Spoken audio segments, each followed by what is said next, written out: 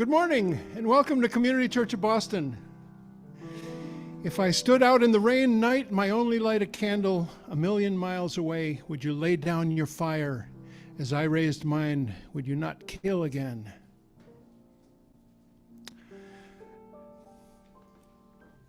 We're glad you're here. We look forward to today's program. It's a beautiful day. You can see the sun shining on my face through that skylight we have above us. It sure wasn't a beautiful day yesterday. Ooh, but we'll talk about this some more. First, we'll listen to the lovely duo of Hines and Michael Shea. They join us frequently, and we always love having them. Hines and Michael Shea, thank you for being with us this morning.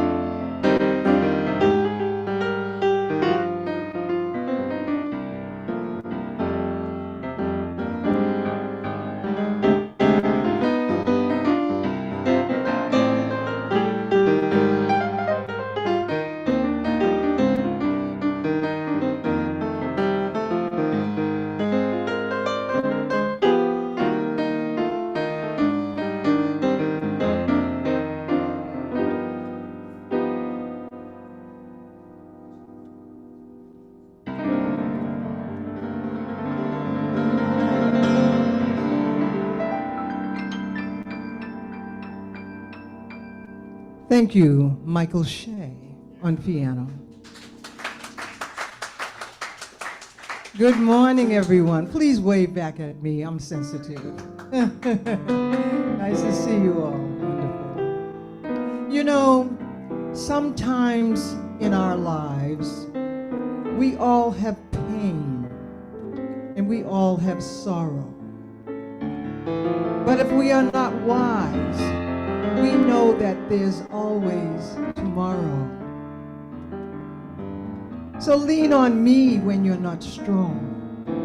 I'll be your friend, and I'll help you carry on. For it won't be long till I'm gonna need somebody to lean on.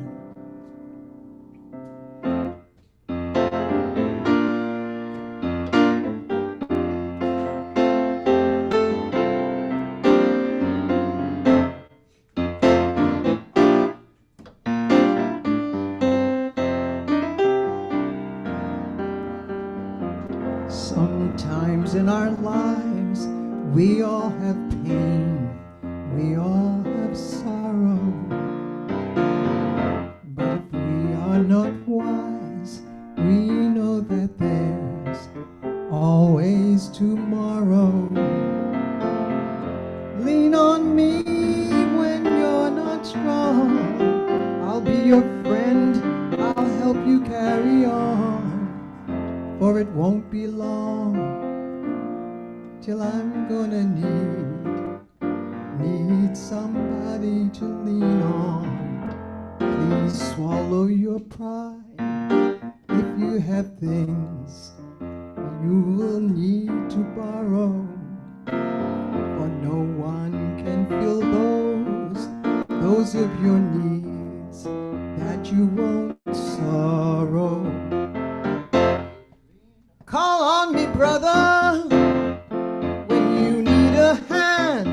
We all need someone to lean on. I just might have a problem, you'll understand. We all need somebody to lean on. Lean on me when you're not strong, for I'll be your friend. I'll help you to carry on. For it won't be long till I'm gonna need someone to lean on. Someone to lean on. Someone to lean on. Someone to lean on. Someone to lean on.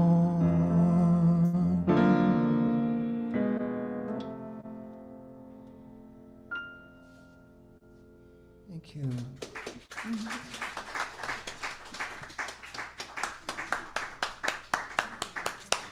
Fulani Hines, thank you for giving new embellished meaning to those well-known words. And thank you, Michael Shea. Just such a beautiful thing for us to have regularly here a few times a year.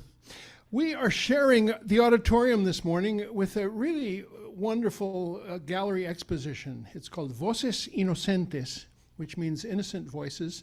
And it's all immigrant artists, specifically driven by a certain Juliet Cabral. She's a member of the church, even though she and her husband, Dominic, live in Wilbraham near Springfield.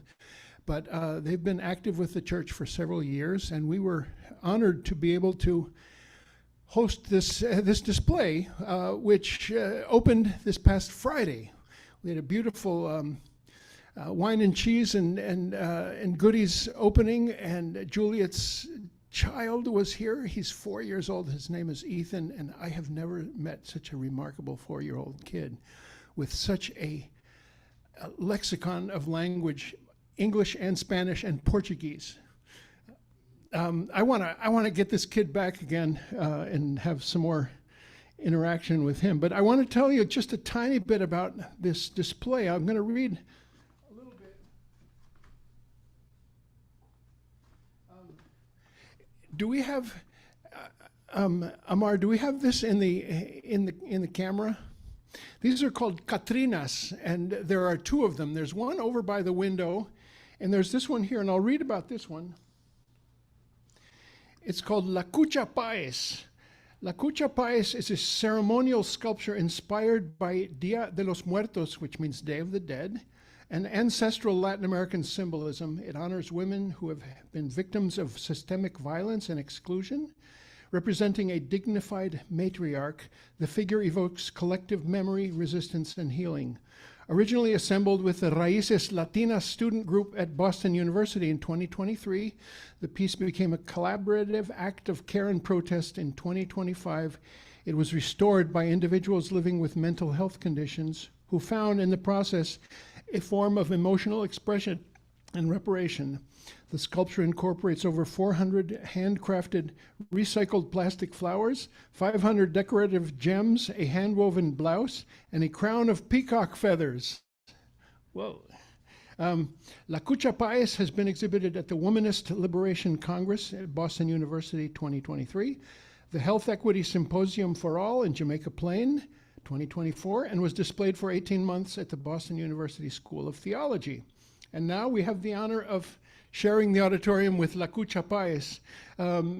Thank you, Stephanie Juliet Cabral, and for sharing your family. The Paez is Stephanie's or Juliet's mother's maiden name, Paez. So this sort of represents her mother, Aurora, and also represents all women. It's just a beautiful display, and it has a bunch of candles to share with the candle that we just lit this morning. And so I hope you get a chance to enjoy some of the photographs on this side by various different artists, and some of these as well that are the model is Juliet with a painting, Palestinian flag color painting. And there's another huge Katrina right by the front picture window there. Check them out and enjoy this. It's going to be up for a month.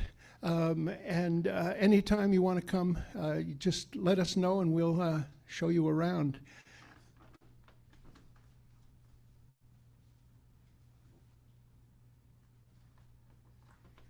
It is such a beautiful day, but right at this time, 24 hours ago, I was saying to my son, are we going to go out today or not?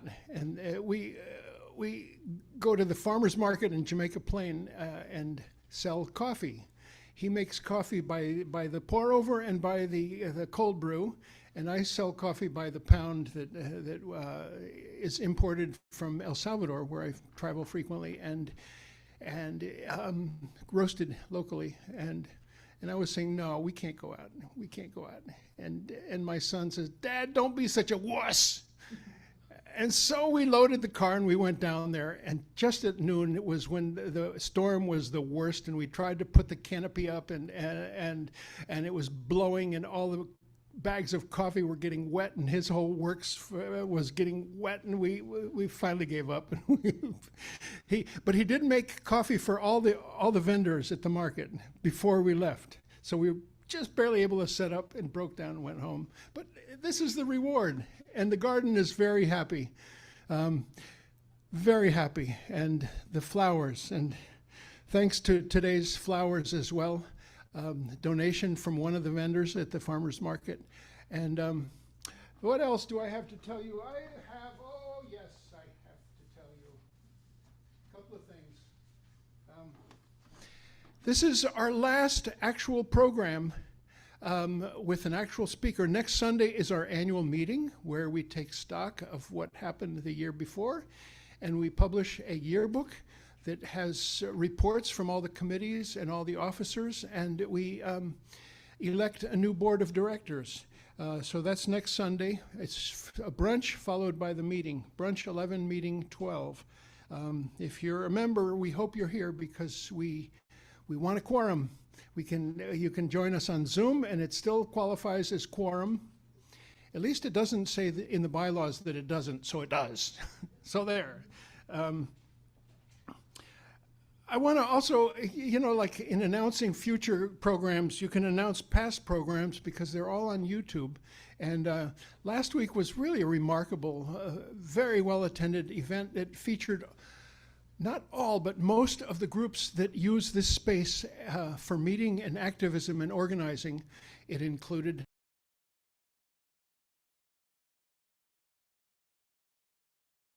Democratic Socialists of America, 3 different committees that each one gave a presentation.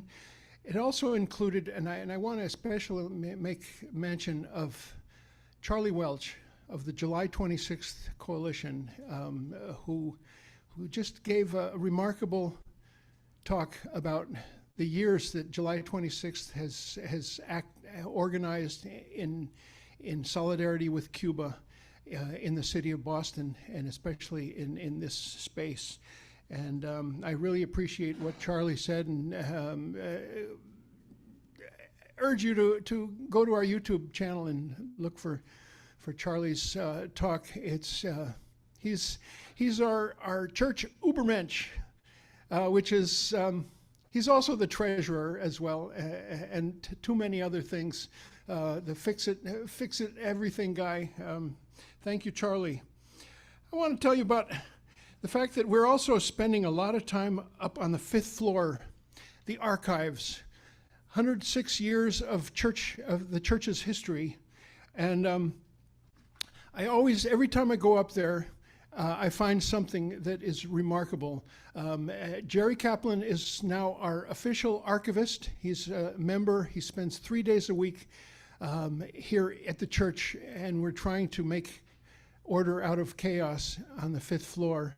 And he's the one to do this because he's just a consummate professional, detail-oriented archivist. But I want to tell you about just one remarkable key historical event that happened in 1958. This is Reverend Donald Lothrop, who in response to the fact that we had been blacklisted and several of our members had been paraded before a committee, Massachusetts version of the Committee on House and American Activities, Lothrop was directed by the board to give this talk, and it was given to the Joint Legislative Committee on Rules of the General Court of Massachusetts. And it was basically a have you no shame kind of talk. And we were the first organization that had been blacklisted. Before that, it was just individuals. But this was the whole community church that was pegged as a front for the Communist Party or some such nonsense. And the one thing he talks about is not guilt by association, but virtue by association. And he talked about all the different people that he had ministered to and married and dispatched in memorial services, and talked about the great variety of people that had come through our doors, both here and in the auditoriums where we used to meet when we were just this massive, almost leftist megachurch, you would call it. Seems like an oxymoron, doesn't it? But that's really what it was. They met in Symphony Hall for 20 years, and 2,000 people might come to hear the likes of W.E.B. Du Bois or Martin Luther King Jr. or Thurgood Marshall, Robert Frost, Helen Keller. It's just a remarkable story, and we're finding out about it in these archives. If any of you are interested, we're really happy to give anybody a tour who wants to learn more about the history of this church. And we're just starting to take a deep dive into these archives. Jerry Kaplan is at the forefront, and I'm his faithful lieutenant. That's how I call it. And it's just really remarkable the number of stories you can find. May 31st, Walt Whitman is born in 1819. The Tulsa Race Massacre begins in 1921. 2009, Dr. George Tiller is killed in Wichita, Kansas by an anti-abortion extremist. That's what happened on May 31st in history. I usually have a book to read from, don't always, but occasionally, by Eduardo Galeano, one of my favorite authors from Uruguay, South America. I couldn't find the book because when we put up this display, I wasn't here, and everything got mixed up around, and it can't put my finger on everything. But I did find another book from Eduardo Galeano to read from, and I found some things he wrote about Cuba. And Cuba is in need of our attention at this very moment in its history, when it's worse and more cruel and darker what the United States is, or the government is trying to do to Cuba. Anyway, this is called 1961 Bay of Pigs, Against the Wind. Against death, moving ahead, never back, the Cuban Revolution remains scandalously alive, no more than 8 minutes flying time from Miami. To put an end to this effrontery, the CIA organizes an invasion to be launched from the United States, Guatemala, and Nicaragua. Somoza II, from Nicaragua, sees the expeditionary force off at the pier in the Cuban Liberation Army, machine-tooled, oiled, and greased by the CIA. Soldiers and policemen from the Batista dictatorship cohabit with displaced inheritors of sugar plantations, banks, newspapers, gambling casinos, brothels, and political parties. Bring me back some hairs from Castro's beard, Somoza instructs them. U.S. planes, camouflaged and decorated with the star of the Cuban Air Force, enter Cuban skies. These planes, flying low, strafe the people who greet them, then bomb the cities. After this softening up operation, the invaders land haplessly in the swamps of the Bay of Pigs. Meanwhile, President Kennedy golfs in Virginia. He has issued the invasion order, but it was Eisenhower who had set the plan in motion. Eisenhower who gave it the green light at the same desk where he approved the invasion of Guatemala. Allen Dulles, head of the CIA, assured him it would be as simple to do away with Fidel as with Arbenz of Guatemala. A matter of a couple of weeks, give or take a day or two, even the same CIA team to take charge of it. Same men, same bases. The landing of the liberators would unleash popular insurrection on this island under the boot of red tyranny. U.S. intelligence operatives reported exactly that. The people of Cuba, fed up with forming queues, await the signal to rise. And who knows what's coming next with the history of Cuba, but thank you again, Charlie, for mentioning Cuba last Sunday. Fulani Haynes, Michael Shea. How about a couple of numbers? 11 and 14.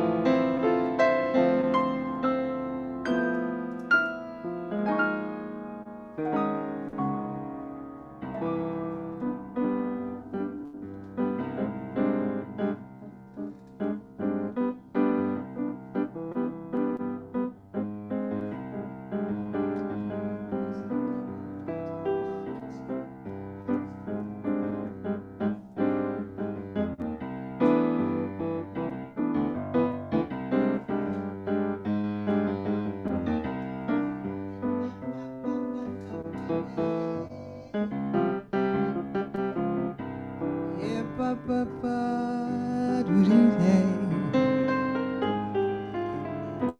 When I was a little girl, Boston raised, Roxbury raised, we had a Victrola. I don't know if any of you remember that word, but it was a wind-up thing. And every Friday night, my family would come and sit down at the card table. They'd play bid whist and all of these different card games, and they'd have a little sip of something sweet and something spicy. And then they would call me. Hey, little one, come on in here and wind it up for us. It was a Victrola, and it was my job to wind up the Victrola. I was so tickled. My mother and dad didn't know it, but when they were at home, I would always go and take the 45 records, 75 records, the albums, plastic, black, green, and red, put them on the Victrola, drop the arm over it, and it would play these songs that these wonderful people back in the 40s liked to listen to. Yeah, I'm from the 40s, so what? I don't care. So they would say, wind it up, baby, and I would wind it up nice, and it wasn't electric.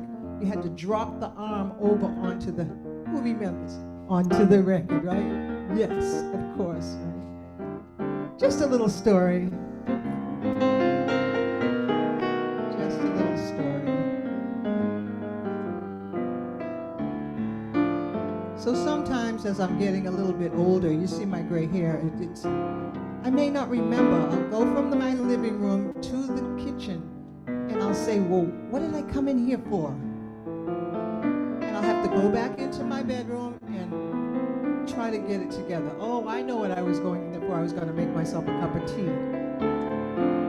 But I'll tell you a little secret. All these songs that I learned in the 40s and the 1950s, I don't forget not one lyric. Yay for me.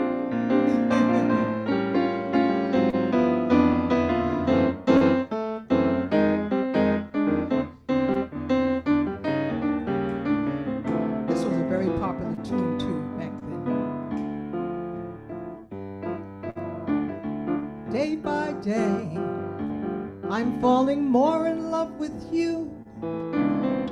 And day by day, my love seems to grow. There isn't any edge to my devotion. It's deeper, dear, by far than any ocean. I tell you day by day, you're making all my dreams come true. And come what may, I want you to know that I'm yours alone, and I'm in love to stay as we go through the years, day by day. Come on, I'm gonna get my Shake It Ray, Michael, okay?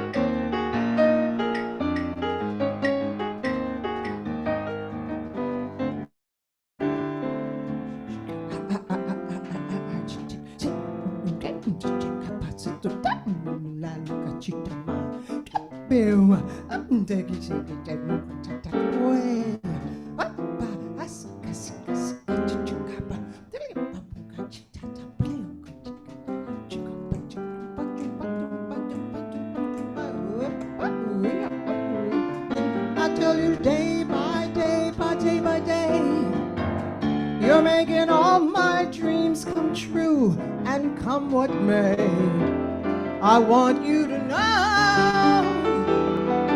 that I'm yours alone, and I'm in love to stay. As we go through the years, we go through those years, we go through those years, day by day, day by day.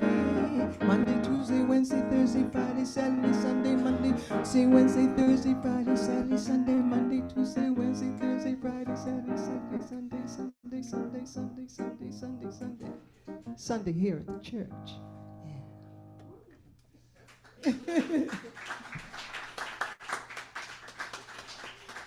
So I learned those songs, you know. I forget the lyrics, you know. I'm beginning to see the light. I never cared much for moonlit skies. I never winked back at fireflies, but now that the stars are in my eyes, I'm beginning to see the light. What does that mean? What's our next tune? Are we doing one more? Would you like one more, Dean? Okay. What do we got? What do we got? I love doing that. You know, I talk too much. I was an only child. I didn't have anybody to talk to. So I talk to myself.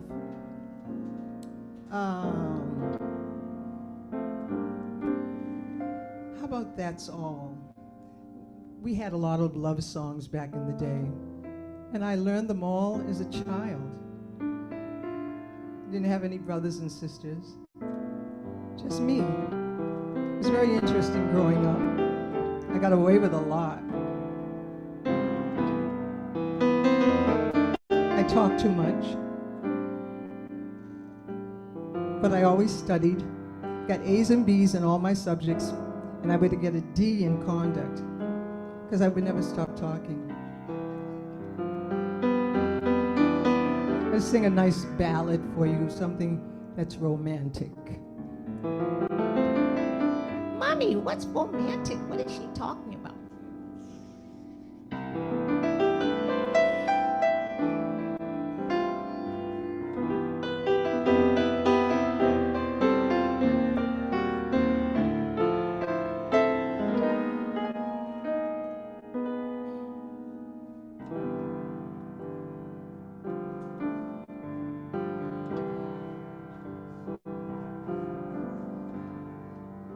I can only give you love that lasts forever, and a promise to be near each time you call, and the only heart I own for you and you alone. That's all. That's all. I can only give you country walks in springtime, and a hand to hold when leaves begin to fall,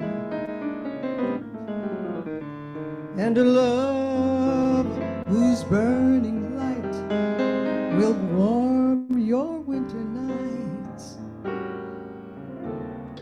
That's all. That's all. There are those who I'm sure who have told you they would give you the world for a toy. All I have are these arms to enfold you, and to love only time can destroy. If you're wondering what I'm asking in return, dear, you'll be glad to know that my demands are small. Say it's me that you'll adore for now and evermore. That's all. That's all. Let's turn it into a little somber something or whatever. Say it's me that you'll adore for now and evermore. That's all. Let's have a few minutes of fun. That's all, baby. Say it's me. Say it's me. Say it's me. Say it's me. For now and evermore. For now and evermore. Say it's me.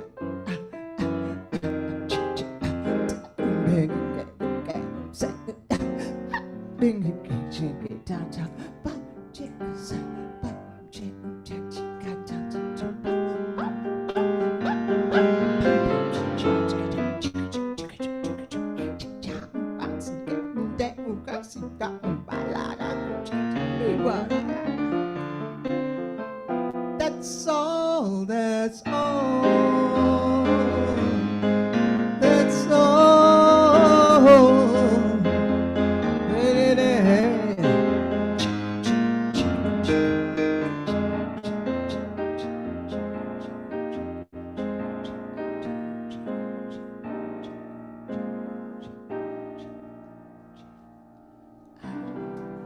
Thank you, Michael.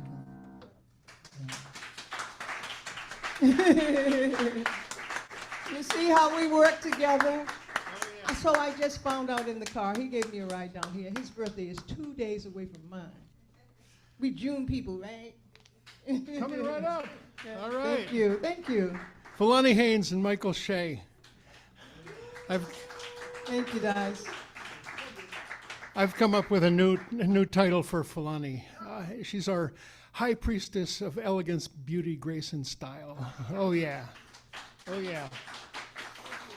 And we actually, she's a co-high priestess because our office manager and publications manager is the same and is partially responsible for this beautiful gallery display.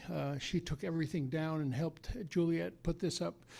Anyway, this is just such a marvelous resume I have for Andrea. Graduate of University of Massachusetts, Boston, Northeastern University School of Law, former attorney, widow, mother of 5 children, 2 dogs and a cat. Her family has been part of Massachusetts communities for 7 generations, 5 of those all raised in the same family home in Roxbury, Massachusetts. Founder and executive director of the National Council for Incarcerated and Formerly Incarcerated Women and Girls, founders of Families for Justice as Healing, host of the FreeHer Podcast, Check that out, yeah. And author of Upper Bunkies Unite and Other Thoughts on the Politics of Mass Incarceration. She is the former 2025 recipient of the Massachusetts Black Women's Attorney Justice Geraldine Hines Public Service Award, and 2015 Soros Justice Fellow, and the 2016 Robert F. Kennedy Human Rights Award honoree. Andrea is also an independent candidate for governor of Massachusetts in 2026. And I hope we hear a bunch about that during the course of this next hour together. Although we said it wouldn't be the stump speech, but we want to know about that because of some of our issues with the present governor right now. As a former criminal defense attorney and formerly incarcerated woman, Andrea draws on both lived and professional experience to expose the devastating impact of incarcerating women on families and communities. Her life's work is dedicated to ending the incarceration of women and girls and building a future rooted not in prisons and policing, but in community-led solutions, dignity, and accountability. And I want to add to that,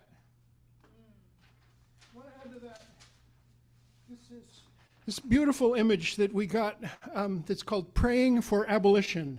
And this is mostly inspired and dedicated to this guy who's up in the corner. His name is Reverend Jason Leiden. He was our minister for 8 years, during which time he founded the organization Black and Pink, which is support for LGBTQ folks that are incarcerated, and it now is a publication, and it goes out to some 6,000 incarcerated people throughout the United States and Canada, and it has all these tributes to Jason and his approach to prison abolition. And I'll read a few of them as a way to bring Andrea up. There are countless entry points and prayer. Prayer is attention unfolding into intention. Oppression is prisons. Tools for controlling and regulating individuals deemed threats to white supremacist settler colonial norms. Creativity, community. Can our prayers be powerful forces that push towards the possibility of abolition as futures? Abolition as prayer is about truth-telling. Visionary abolition is a theological vision with prayer rooted in hopeful possibility and material transformation. Being held by community. I pray because I need connection with those around me. Collective liberation, choosing liberation's love. Compassion. Abolitionists are those beings who look upon their time and say, no! What is available in that powerful no to what we are saying, which is yes. We are naming the possibilities of a holy practice of transforming the world into an equitable one we dream of. We are all doing our part. This is a beautiful poster, and I'll put it out for you all to see. And Andrea James, thank you so much for being with us this morning.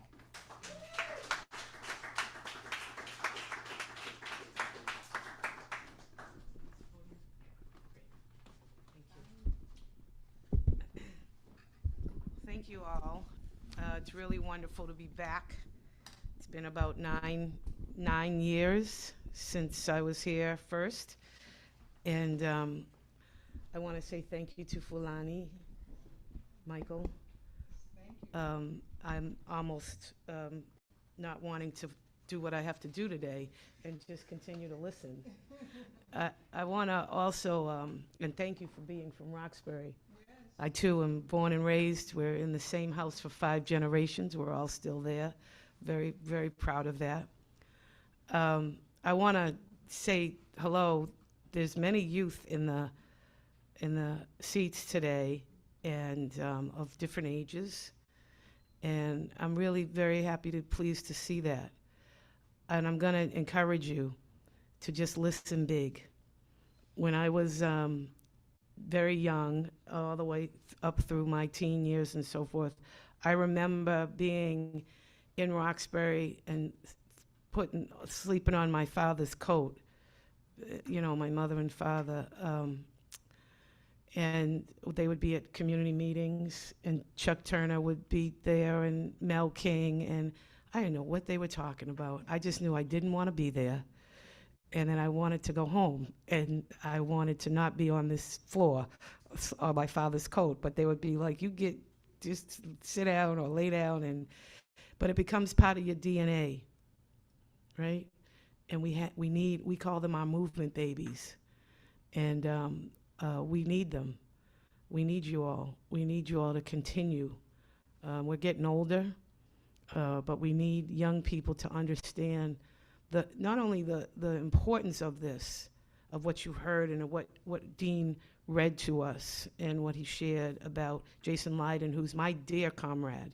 Jason's coming back to Boston, and I can't wait.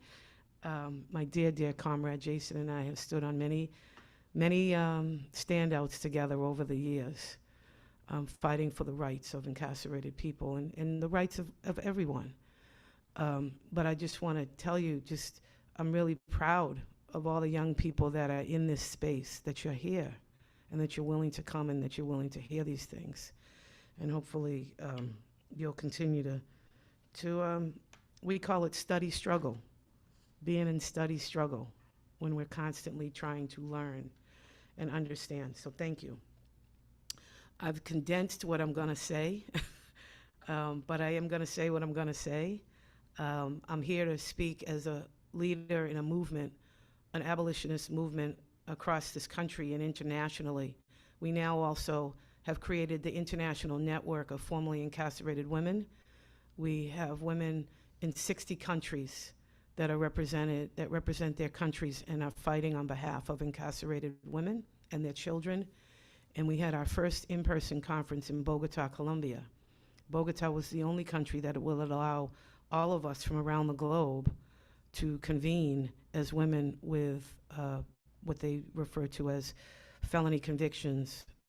We refer to things as transgressions. We believe in things and using language that's transformative. And as Dean mentioned, I am Andrea James, and I have worked for the past 15 years, but I really worked my entire life. I wasn't introduced to social justice work when I exited prison. I was a former criminal defense attorney and had a very tiny area of practice in real estate conveyance, and I got in trouble in my real estate conveyance practice. I made a mistake, and I was sent to prison for that. I was sent to serve a 2-year federal women's prison sentence, and it changed my life even more. It was a direct experience, which I believe the leaders who are making decisions on behalf of everyone else are lacking too often in direct experience, and direct experience matters, and it instills in us and gives us the courage and the information that we need to really lead from a healthy and wholesome place.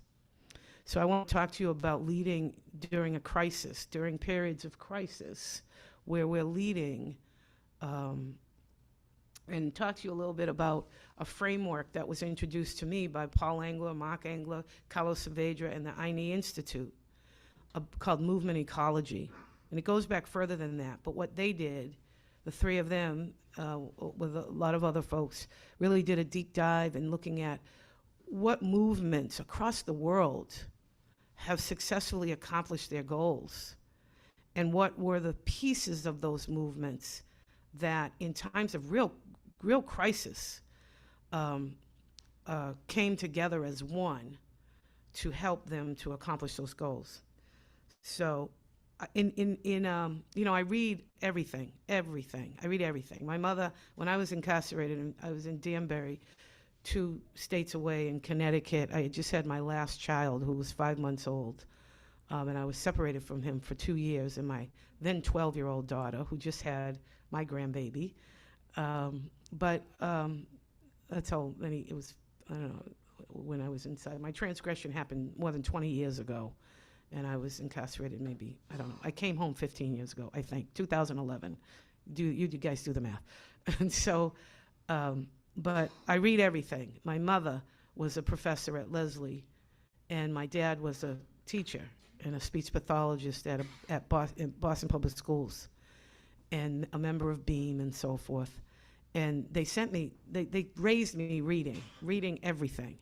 And so that's kind of woven into who I am. I read everything. And when I was inside in the prison, my mother sent me Sarah Palin's book. And boy, I couldn't understand it. And she was like, don't forget what I told you. Read everything. And Sarah Palin's book had just come out, and so she sent it to me. And literally or two when I have the time. And it took me 2 months to get through that book. But anyway, I'm mentioning this because I just finished my last book that I just finished reading, which interestingly enough kind of wove into what I wanted to talk about today without knowing it. I was just reading it because I'm so pissed off with billionaires and the fact that we need to be taxing the billionaires to take care of all of the issues that we have. And that would be easy, and they would not even notice, like the millionaires who were hit by the wealth tax. Some of them were like, did it happen? Did it pass? And it had already passed. And so I believe we need to be taxing the billionaires. But Chuck Collins, he wrote a book called Burned by Billionaires. It just came out, if anybody's interested in reading it, how concentrated wealth and power are ruining our lives and the planet. And so he's a senior scholar at the Institute for Policy Studies. And he chronicles how the actions of the top 1%, those with more than $40 million in assets, have rigged the rules of the economy in their favor, shifting costs onto working people while stripping public funding from the schools, roads, mental health systems, and affordable housing that working families depend on. And so that book documents how they have accelerated the climate change with their outsized emissions, purchasing the political influence that we're experiencing also here in Massachusetts to block the policy responses that might slow things down. And so in the worst of all, what he says is the concentration of wealth and power is leading to political hijacking, systematically undermining the democratic principle that our votes matter equally. So he calls that being burned by billionaires. And I was like, wow, that fits nicely into what I'm going to talk about today. And so I just wanted to mention that to you. And the crisis we're going to talk about, the ones bearing down on working families in Massachusetts right now, they're not accidents. They're not a run of bad luck or a series of unconnected policy failures. They are the predictable, documented, downstream consequences of what happens when concentrated wealth and power are allowed to shape public life for decades without serious challenge. And the reason that framing matters for a speech about movement ecology and leading through crisis is if we don't name the root, we keep treating symptoms. And if we keep treating symptoms, we keep losing ground no matter how hard we fight. So I want to talk first about one family. So I've been crisscrossing the Commonwealth of Massachusetts for exactly a year. It was a year, it was a year the first week in May. And I've been from the Berkshires to the Cape and the Islands and in the middle and back and forth again for a solid year because our campaign is a people-led campaign. And you can't have a people-led campaign unless the people actually lead it and create the platform. And so our platform speaks from the voice of what people across this Commonwealth say that they need to have the focus, the priorities put on. And so some of the things that I'll mention, some of the examples I give are from actual families that I've spoken to over and over again. And I didn't just start this a year ago. I have been doing this work for 15 years specifically in order to stop end incarceration of women and girls in Massachusetts. We have one of the lowest incarceration populations of women in the country. We have the very first women's prison in the country. And if you're going to tell me that we don't have enough intelligence and brilliance and imagination and creativity to create what different looks like for such a tiny population of women, which we've proven in Vermont. We just stopped a $90 million prison project in Vermont. It is over, it is done. And thanks to a whole host of People Not Prisons, our volunteer-based, that just poured out, trained people up in Vermont. But unfortunately, we're still fighting a women's prison here in Massachusetts, despite the fact that, let's look at one family. Both parents are working, one in healthcare, one in a school kitchen. Together, they make around $85,000 a year, just at the Massachusetts median household income. But by most measures, they are the working backbone of this Commonwealth, and they cannot make it work. Their rent, a one-bedroom, is $3,150 dollars a month. They have 2 children, an infant and a 4-year-old.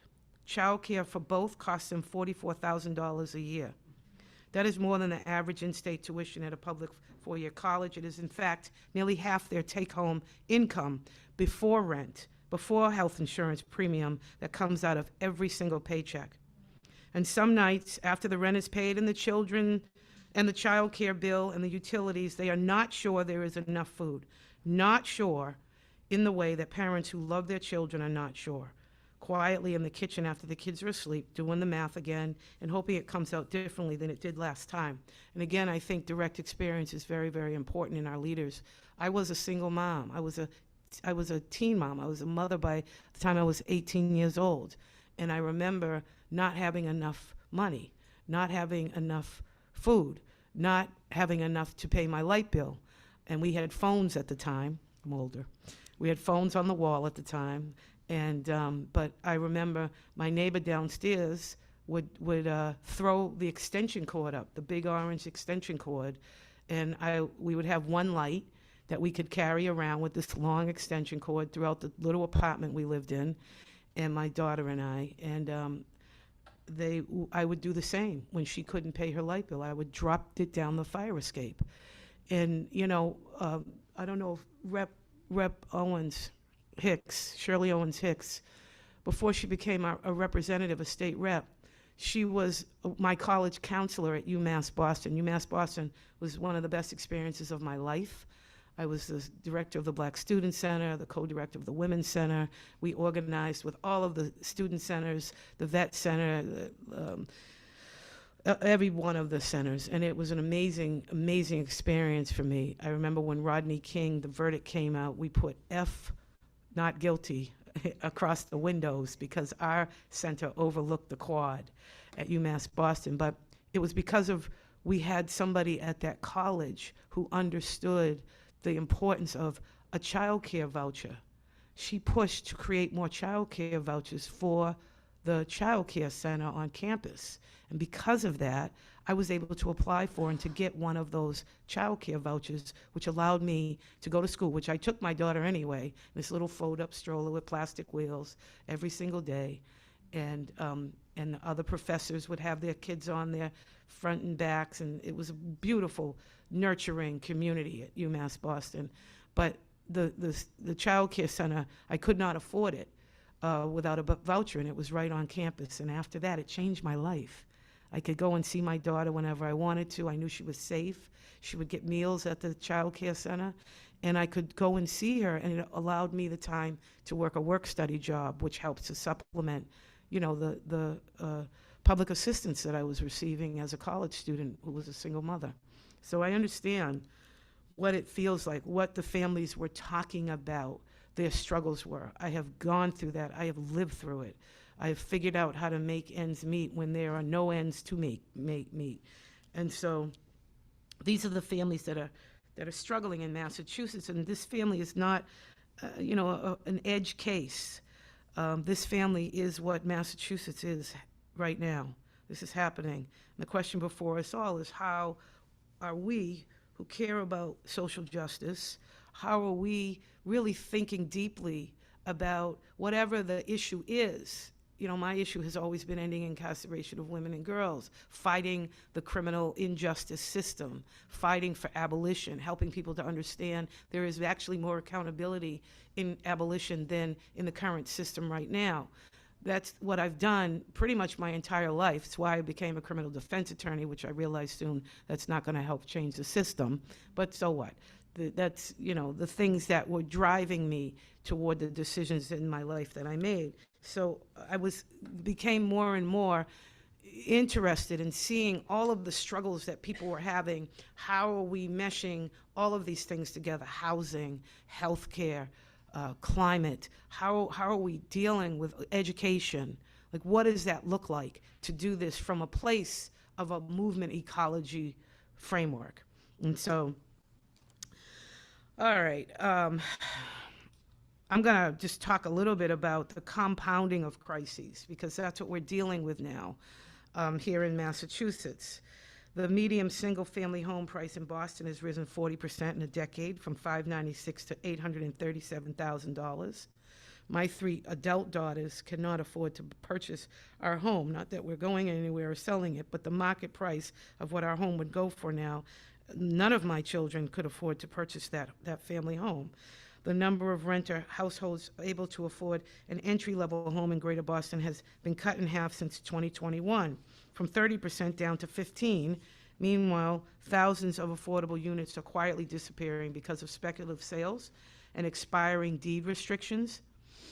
This is not simply a supply problem. Investors have used real estate as a wealth storage vehicle and a speculation engine, shrinking the pool of affordable housing, especially in poor and urban areas, while ordinary families pay the price. As one housing advocate recently put it, the Commonwealth cannot only rely upon private developers to build its way out of the current shortage. And if it fails to act, the cost in families displaced, communities destabilized, and opportunities lost will be far greater than anything we could it would cost to intervene today. Childcare. Massachusetts is the second most expensive state in the country for childcare, behind only Washington, D.C. Infant care runs about $26,000 a year. Family with an infant and a preschooler is looking at over $44,000 annually. And the system has a cruel flaw. A family of 4 earning $83,000, just $200 over the eligibility limit, loses access to a subsidy. A $1,000 raise can cost a family $15,000 in lost support. Ask yourself why the public investment in child care is so chronically underfunded. Healthcare, we can't say enough about healthcare. And we are so uniquely poised in Massachusetts because we have in place a structure that is so close to universal health care. There's absolutely no reason why we don't. And in the work that I've done over the past 15 years on women in incarceration, I am an expert in it, and I travel the world and have been to many, many countries. We are one of the few countries without universal health care, not to mention free education, K through PhD. I just left Helsinki recently in Finland. It's just, I don't understand it. Argentina, so many places that I have visited just have a total different system. The cost of healthcare are grinding. Of course, we know the premium plans average over $600 a month. Out-of-pocket expenses pile up, and the families who need care most are often the ones rationing it. My husband died 3 years ago unexpectedly of a heart attack. And my husband came from a family that just was kind of taught to not go to the doctor because nobody could afford to do it.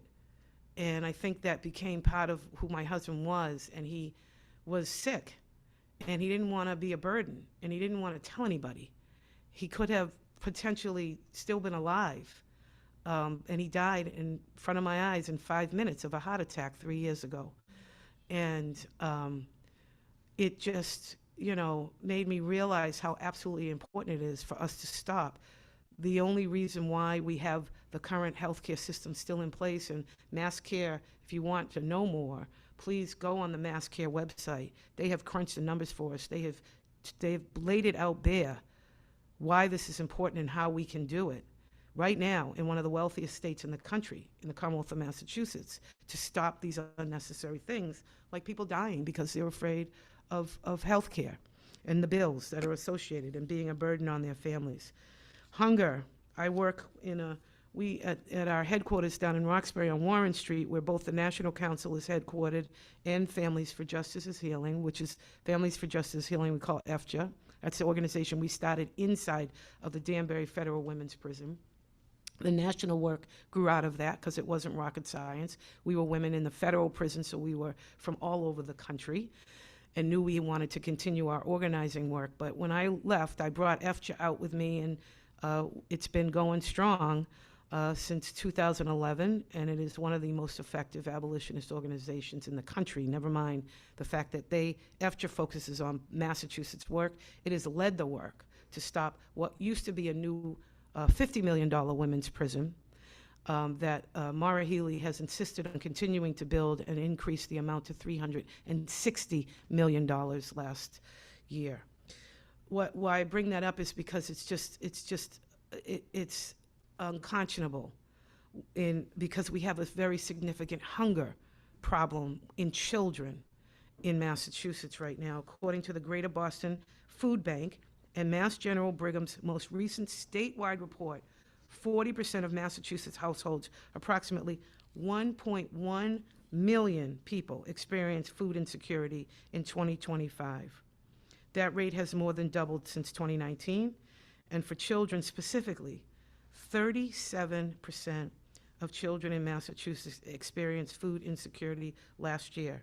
We have a hydroponic farm that we put in Roxbury, right near on Halsworthy Street, in a lot that we lease from the owner of the lot. It grows fresh produce year-round to feed the mamas and the babies, and we put a lot of that produce into the community refrigerator that we have in the food pantry that we operate over on 100 Warren Street because of this very reason. 37% of children in Massachusetts experience food insecurity, more than 1 in 3 children in this Commonwealth. The most severe form, very low food security, meaning meals regularly skipped, food intake generally reduced, affected approximately 700,000. And that's just what the study could count. Households, nearly 6 in 10 children living in food insecure households are also living with a chronic health condition. The pediatrician leading this research said it plainly: every population, from families with young children to seniors, is struggling to afford food. Children are going to bed hungry in Massachusetts, in one of the wealthiest states, in the wealthiest country on earth. We're also dealing with a crisis. You know, my family also has a history on the island of Martha's Vineyard, and we weren't wealthy at all. We were laborers and teachers, and my great-grandmother, long before I was born, was a black washerwoman, and she worked for the hotels around Boston, and then in the summertime, she went with a group, they called themselves the Black Washerwoman, and with red wagons, they would go down to Martha's Vineyard, they'd share this little place that they would stay in, and they would, in a shack, hand wash the laundry of wealthy people on Martha's Vineyard, and the place called the Summer Camp, which they've returned the name to now, which is a hotel in Oak Bluffs. And,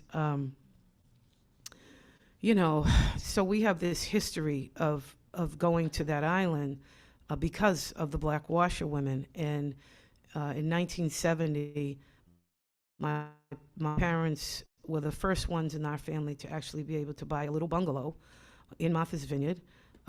And we have had the privilege of being on that island, but knowing very well, very close to the working community on the island.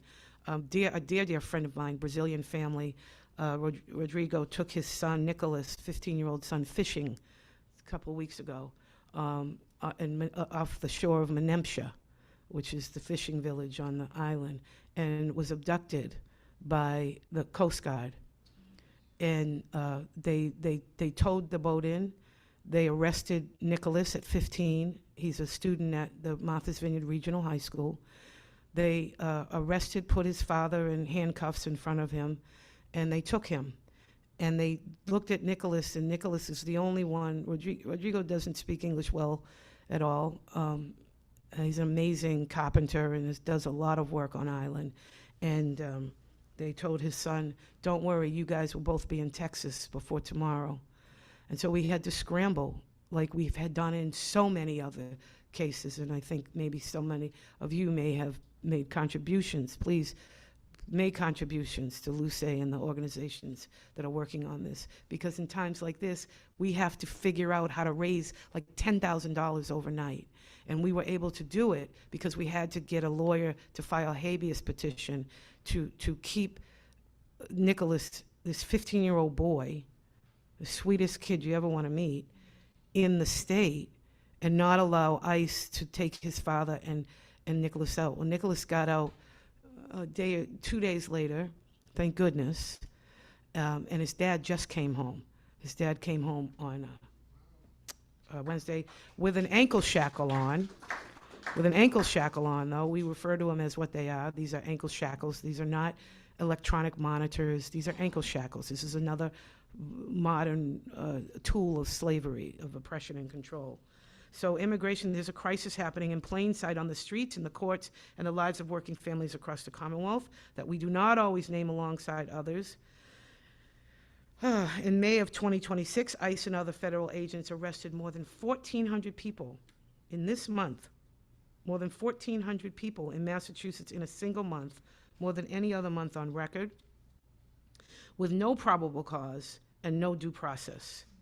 Streets that were once full in East Boston, Chelsea, Lawrence, Lynn, New Bedford have gone quiet. Barbershops are empty. Restaurants have cut hours, laid off staff. Children have been kept home from school by parents terrified of what they might come home to. And church attendance has fallen. Economists have confirmed that communities already know, in regions with ICE surges, employment falls, job opportunities decline for everyone.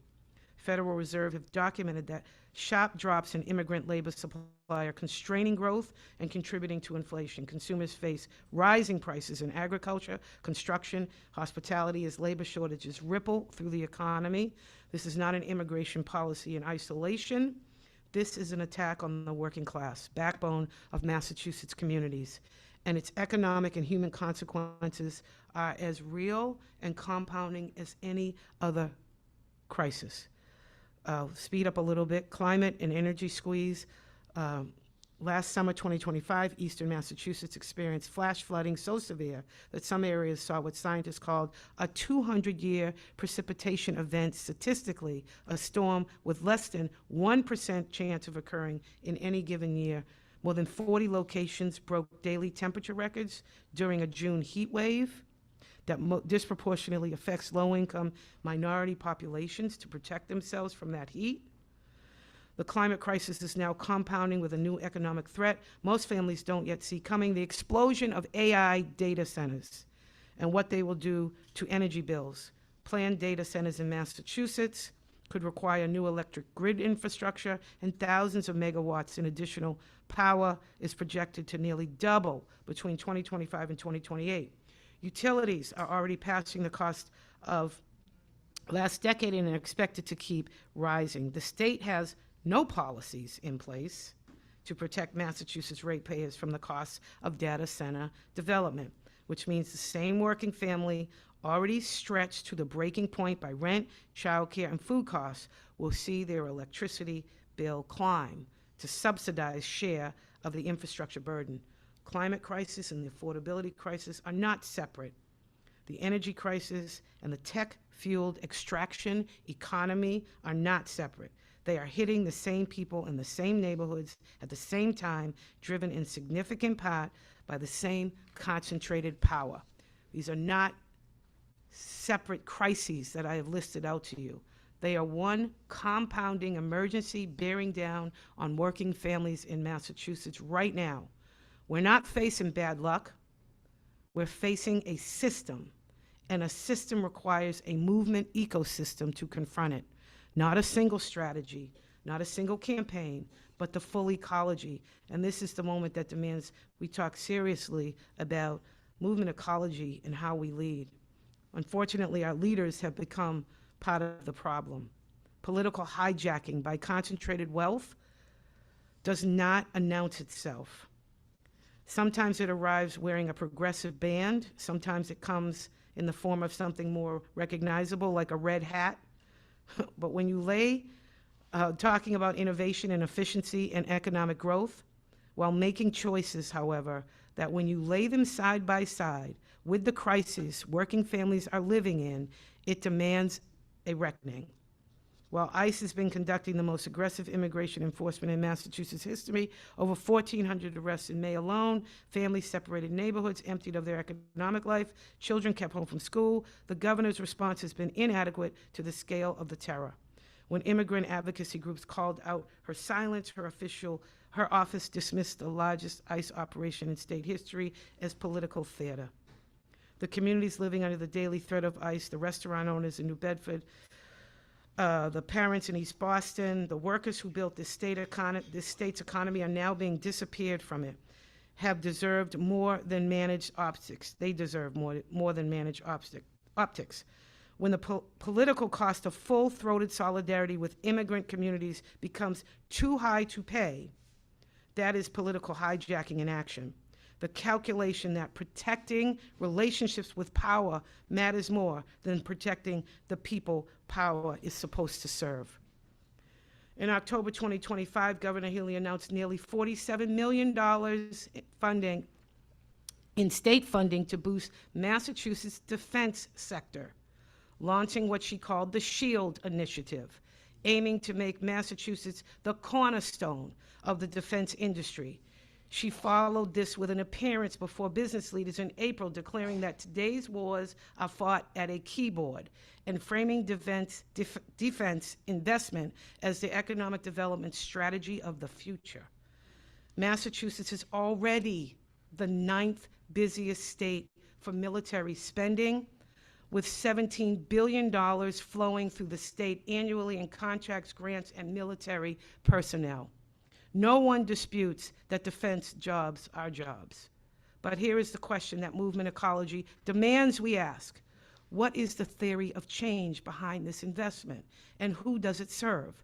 The same $47 million in matching grants going to Hanscom Air Force Base Natick Soldier Systems Center could fund hundreds of teachers, dozens of community mental health workers, years of housing vouchers, or a significant expansion of the child care subsidy system that currently leaves 32,000, and that's a low number, not the accurate count, of children on a wait list. Education creates jobs too. Healthcare creates jobs too. Community care creates jobs too. Jobs that working families can actually access without a security clearance in neighborhoods where working families actually live. The choice to direct state resources toward the defense sector while children go to bed hungry is not a neutral economic calculation. It is a political choice, and it deserves to be named as one. We also have a wealth tax surplus, along with schools that are starving. Massachusetts voters passed the Fair Share Amendment, the millionaire's tax, in 2022, and it has exceeded every expectation. I need to wrap up. The state collected nearly $3 billion from the surtax in fiscal year 2025 alone, constitutionally dedicated to education and transportation. This past May, a new report found it has blown past projections yet again that revenue exists. The working families of Massachusetts put it there by voting yes. And yet, school districts across the Commonwealth are cutting teachers, consolidating classrooms, and projecting layoffs. So I can go on and on. I wanted to mention one more thing about a contract that Governor Healy recently entered into with OpenAI, and doing it before the regulations have been put in place. In February, Governor Healy became the first governor in the nation to deploy an AI assistant across an entire state executive branch. Nearly 40,000 employees under a contract with OpenAI, the company led by Sam Altman, who virtually appeared at the announcement event. The governor did not disclose her attendance at the kickoff for the Massachusetts AI Coalition. State workers were not consulted. National Association of Government Employees, representing 15,000 state employees, said the administration was rushing the introduction of AI and that workers were concerned it would eliminate job duties. You better believe it's going to eliminate jobs. Progressive Massachusetts called for the release of the full procurement documents and the data processing agreement, noting that workers consumer advocates, and civil rights advocates were excluded from the decision. I'll close just by saying, you know, $360 million to build a new women's prison, when we have all of these issues, is perhaps the starkest choice of all. I know these women. We have two of the most amazing, courageous organizers that have led the work against this international architectural firm named HDR, which has been pushing agendas in state governments across the country and moving napkins across the table saying, we'll build you a prison for this amount of money. This is the hijacking by people with power and money. And there is absolutely no reason. The women have come in to testify, the first time in history. Incarcerated women from Framingham has come in to say, we do not need, nor do we want a new women's prison. Under the leadership, the brilliant leadership of Mallory Honora and Sashi James, who lead Families for Justice as Healing for years, along with their army of supporters that we call People Not Prisons, have gone into, we are in the prison. When they used Angie Jefferson as a reason that the new prison had to be built, we went to work. Angie was serving a life with no parole sentence. Well, we got Angie out. And Angie now leads our transformative justice work and the work to stop the new women's prison. So we, from whatever the transgression is, we have figured out an individual exit plan for each of those women. It has nothing to do with not holding people accountable. Abolition requires more accountable than anything in the current system, which is completely rotten to the core and only causes further harm. And I know I have to end, but please indulge me for 2 more minutes, because I have to talk to you about something that we have to fight against.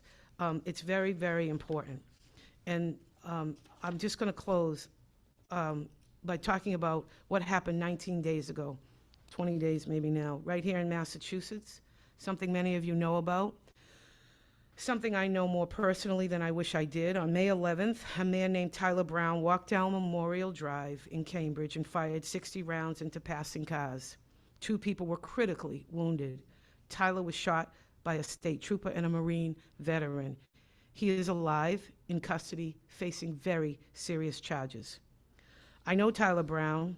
We worked with him. And I'm asking you to hold 2 things at once, which is harder than it sounds, and which is precisely what this moment demands. The first, what happened on Memorial Drive was terrifying and wrong. The people in those cars did nothing to deserve what happened to them. Their suffering is real, and it matters, and it cannot be minimized. The second thing, Tyler Brown had been crying out for help for years. He cycled through mental health crises and psychotic episodes. He was diagnosed with PTSD, anxiety, and depression.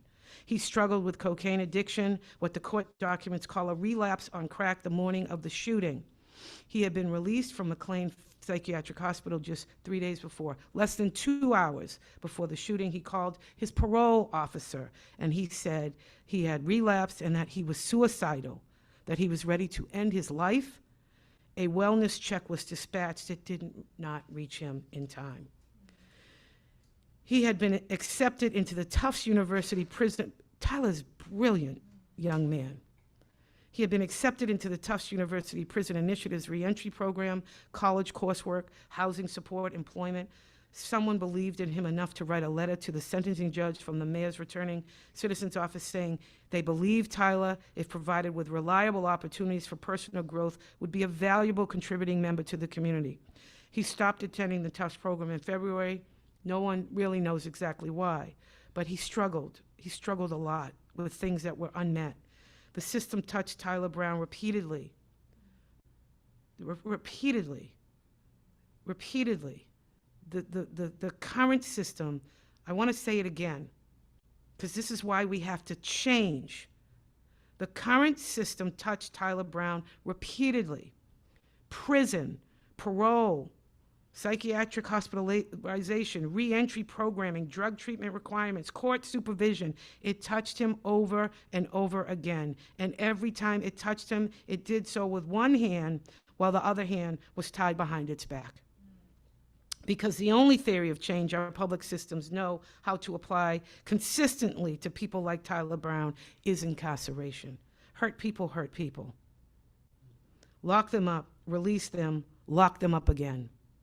When the shooting happened, the response from state leaders, mainstream media, and law enforcement focused almost entirely on the moment of intervention, the trooper and the Marine veteran who stopped the gunman. That response, it was brave and it mattered, but it was also the response to the last 30 minutes of a decades-long failure. And it is the only part of the story that most people will be told or that they will remember. That is what single theory thinking does. It waits for the crisis to explode and then responds to the explosion instead of to the fire that has been burning for years. Movement Ecology, I'm ending up here, asks us to see in Tyler Brown's story that we need all of these pieces: the inside game, structured-based organizing, mass protest, alternatives, and personal transformation. All of these things are necessary. Tyler Brown deserved more. The victims of Tyler Brown deserved more. We deserve more. Our children deserve more. Our young black boys deserve more. So thank you. I just want to say thank you. We can do better. Our campaign is a people-led campaign. It is completely grassroots.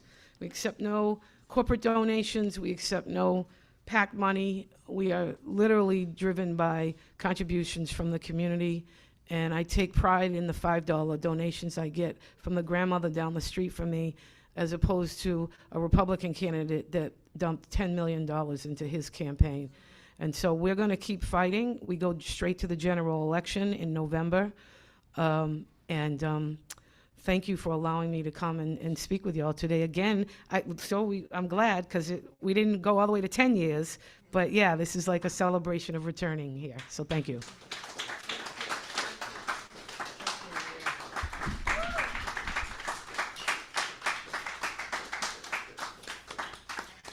People, not prisons. Say it over and over. People, not prisons.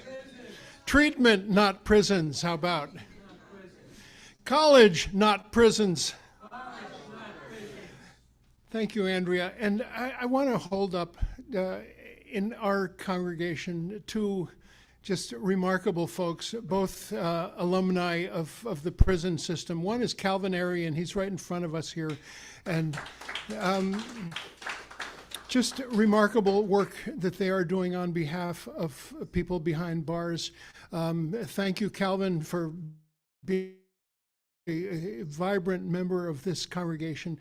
The other one I hold up is Lee Underwood, who is off working today, but in his spare time, he will be vice president of the congregation, and the rest of his spare time, he will be chasing rodents in the basement of this building. I will help him on that task, as well as the archiving on the 5th floor. These are just remarkable folks who are just beloved members of our congregation. We also have 8 or 9 members behind bars that we correspond with and send our newsletters to, and send small amounts at holiday time for their tiny benefit behind the bars. And we look for ways to be of solidarity to prisoners in a much more effective way than we are. So thank you. And let's hear one more song from the High Priestess. I'm sorry, I keep having to say that. Fulani and Michael, and then we'll have maybe some Q&A after that. Yeah?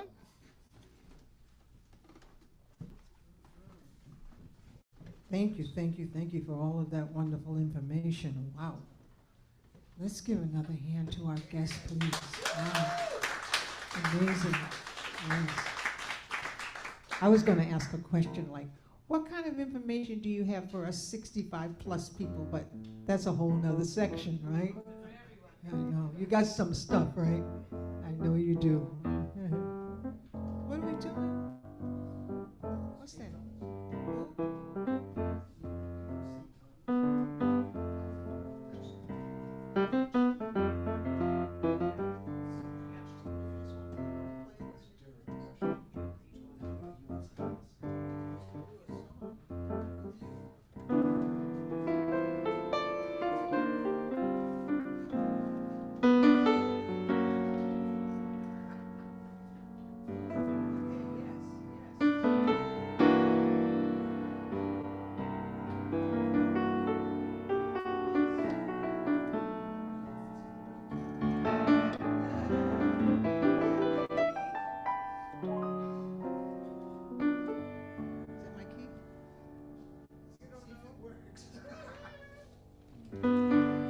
On a clear day.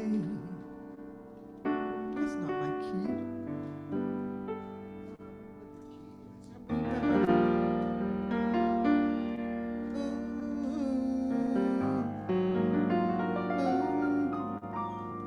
I got it. Okay.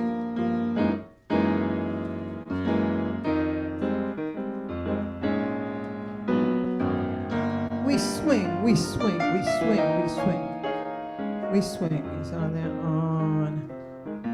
Where is it? C and C.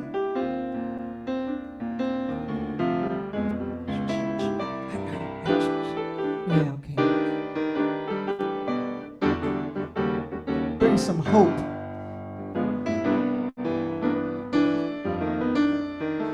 Some clarity and some hope. Moving forward.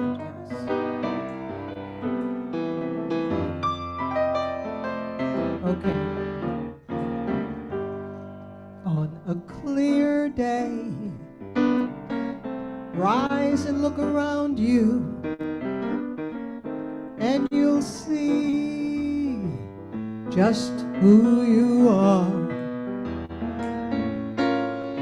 On a clear day, how it will astound you that the glow of your being outshines every star. You'll feel part of mountains, seas, and shores. You can hear from far and near a word you've never heard before. On a clear day, on that near day, you can see forever and ever more. Come on.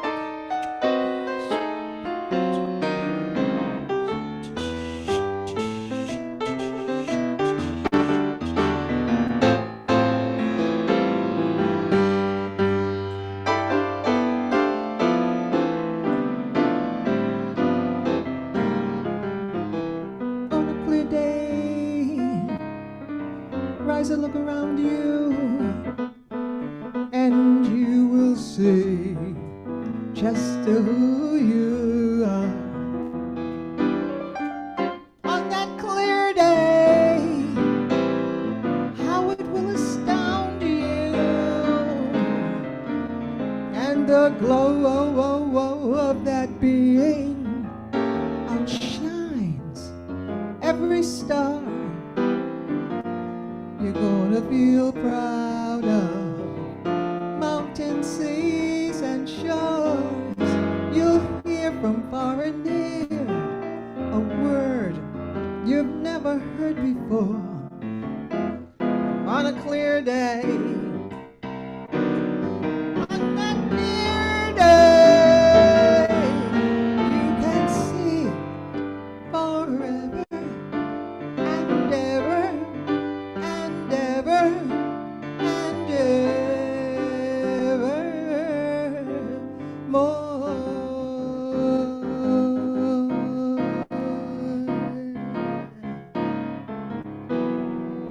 On a clear day. Shabba-dabba-doo, shabba-dabba-doo.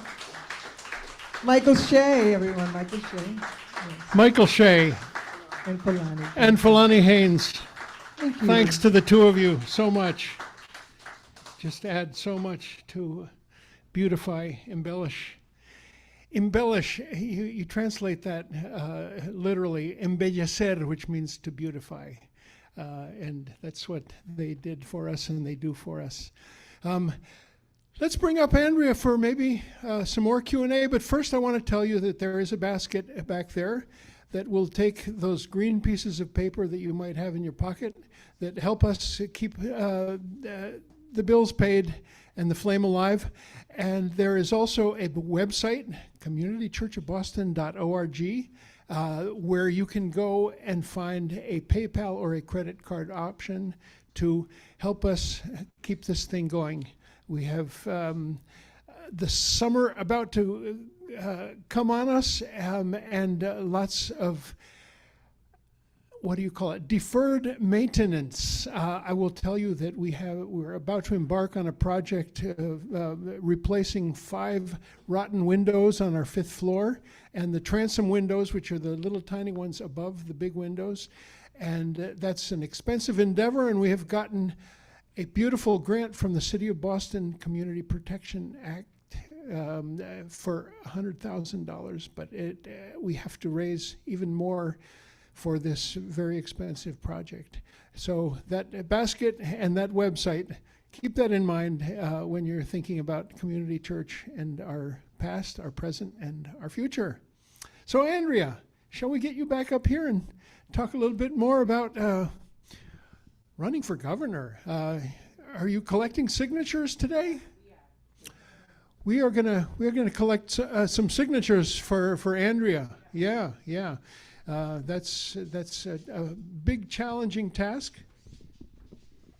And, I don't know if anybody has any questions, but you can ask me anything about anything, but and don't feel compelled to do so if you don't have any questions. So I would ask that you sign our signature page. It's democracy. It's not a vote for me. It's democracy, so that we can get on the ballot. And yeah. First question. Oh, please. Not me hog the mic. Sorry. Just a simple question.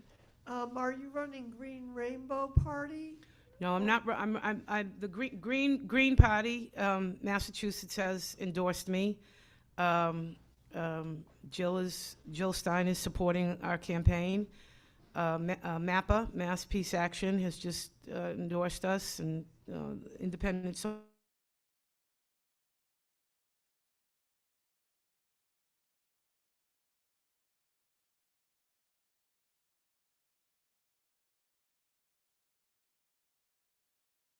Socialist group has endorsed us. So I'm party banner. Also independent? I am running shoes.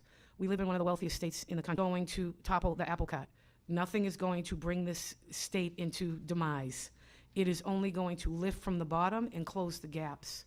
We know what 4 more years is going to continue to get us down a trajectory that is not focused on the needs of the families in the Commonwealth of Massachusetts.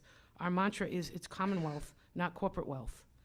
And so we want to take, give us a chance to focus on what the people across the Commonwealth have said their needs are and what their issues are.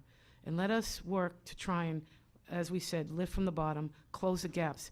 It is not going to hurt anybody who is in a position right now in the Commonwealth that isn't feeling the pain that everybody else is feeling. I keep challenging a lot of the I don't want to say challenge, because I don't believe in calling people out. I want to always be calling people in. But we've got a little bit of an issue in Massachusetts where they want to hold the Democratic Party. Listen, I come from a family of strong black women, and they were all Democrats, and I was a Democrat.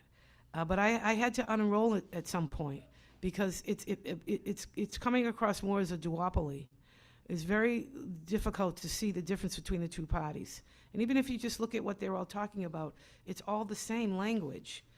But I think direct experience matters. I think listening to the people and having a people-led campaign matters.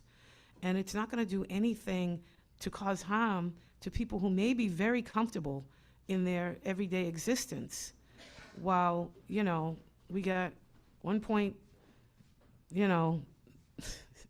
not only 1.1 million people who are not housed and not food secure and don't have jobs, but we've got 1.7 million people that the establishment parties have known about that have held it in place that do not vote.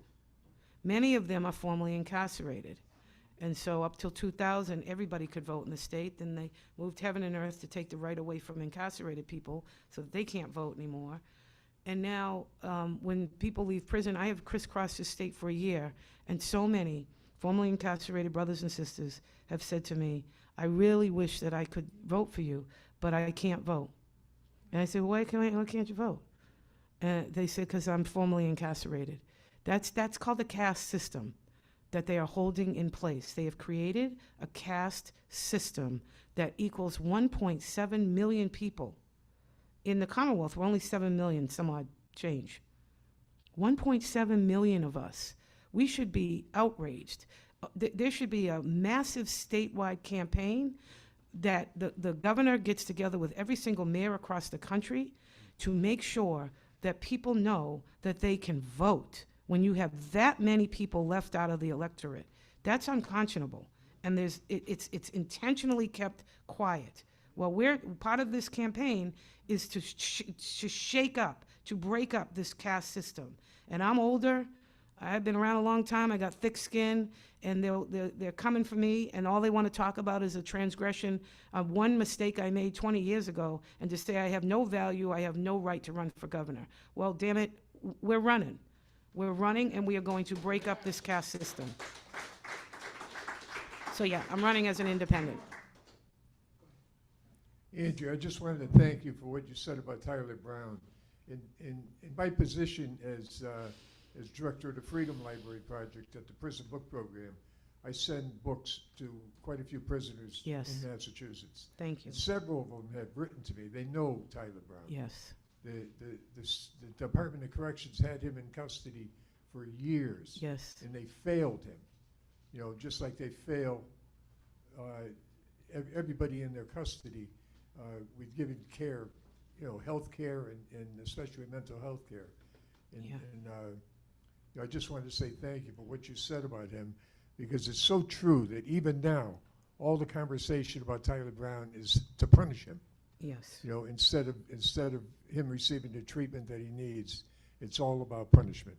Right. So thank you for what you And said. thank you for your work. Thank you for just coming home yourself and having endured everything that you've endured, and still coming home and staying, 10 toes on the ground to just really try and create change and to bring. I remember being inside in books. My dad used to, do everything. And Kathy Hoffman and Betty Burke, they used to send us books by the box. And the administration started to block the boxes of books. So it's crazy. But to be able to receive a book in prison is an incredible contribution. And thank you for what you do. But yeah, we've got there's thousands of Tyler Browns. That Tyler Brown is not an anomaly, unfortunately. It breaks my heart, and I'm the mother of my last child. My oldest daughter is 41 that I had as a teenager. My last child is 16. He's a Boston Public School student in a high school that already does not have resources, that are resource significantly deprived of resources over at Brighton High School. And they're cutting even more. I don't know what, it's crazy. And so there are thousands of Tyler Browns. And, you know, I live in the most incarcerated corridor in the Commonwealth of Massachusetts. It got into Erica Doer's study back in 2010, 2011, that I was privileged to be introduced to by one of my mentors, Professor Charles Ogletree, that was called the $1 Million Blocks, where they spent in excess of $1 million a year on a single city block, from Nubian Square up to the Franklin Hill, what we could still call Down Dudley, because I'm old, but it's Down Dudley. But Nubian Square up to the Franklin Hill housing development, and going across from Blue Hill Avenue to Washington Street. Well, I live in that corridor. It is the most incarcerated corridor in the Commonwealth of Massachusetts. If this were the answer, and if building a new women's prison at $360 million for 200 women were the answer, after 150 years of being the very first women's prison in the country, I'm sorry, but I went to the same law school as Maura Healey. I was taught by the same dean she was. We graduated in the same law school class in 1998, and that's not what they taught us. We were under the tutelage of David Hall, the best law school dean on the planet, who taught us day one of our contracts class about using a case of a man fighting for his freedom who had been enslaved, and forcing the students to understand we're not talking about a contract. We're talking about a human being. We're talking about a human being fighting for their liberty. And so we have to do better. And it's never going to change. Neither of the establishment parties. We know what she's going to do. She's demonstrated to us. We're not a sanctuary state. We're not anything that we are all fighting for. And I drifted a little bit, but my point was to say that we're asking all of these other pieces of the Movement Ecology social justice framework that works in isolation, whether it's housing or immigration or whatever it is, to really think about how do we build this up to work collectively. And that's exactly how the government should run. I've been out in Holyoke, the western part of the state. People in Holyoke don't know who the governor is. They cannot name who the governor is. That's tragic, really. That people, I've never seen her in my community. You know, we have to do better. And you know, we're fighting to get that chance. And, you know, and to let younger people know, smarter people, way smarter than I am, all these young people coming up, that they have a responsibility to us and to our communities. They have a responsibility to do the best right now, to learn as much as they can. But we need you to run. Angela Davis told me, I spent a week with her in Australia not too long ago. One of the best, the most amazing, Dr. Beth Ritchie, Angela Davis, stayed together. It was one of the most amazing experiences of my life at one of the first international women's conferences led by a sister named Debbie Kilroy out of Australia. And Angela Davis has never missed one of the conferences. It's been going on for 20 years. And I called her in the last presidential election, and I was like, what is going on here? She said, hold your nose and vote. And sometimes you need a splash of ice water, because too many people in my community, I don't vote, it's not gonna matter.